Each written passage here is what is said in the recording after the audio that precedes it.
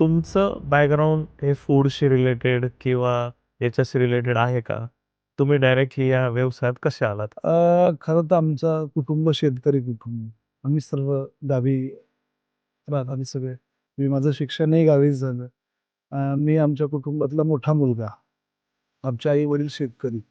So कोणतीही आम्हाला अशी व्यावसायिक पार्श्वभूमी नव्हती. पण असं एक आवड होती. आमच्या आईलाही आवड होती आणि मलाही असं आवडायचं. एक असं काहीतरी नवनवीन काहीतरी तयार करायचं किंवा आमच्या आईची त्यावेळेला शेवायची मशीन, पिठाची गिरणी किंवा मग असे काही राजगिराचे लाडू किंवा चिवडा असं बनवून आमचं मामाचं दुकान आणि बोरला. मग तिकडे ते विकायला द्यायचे.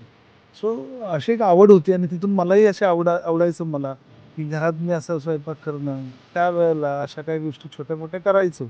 आवडायचं मला. सो त्यावेळेला ते लक्षात नाही आलं. पण ते एक आपली आवड अशी होती, म्हणजे एखादी गोष्ट खाण्याची सुद्धा आणि खाऊ घालण्याची सुद्धा मगाशी मी सांगितल्याप्रमाणे. सो त्या पद्धतीनं ते करत गेलो.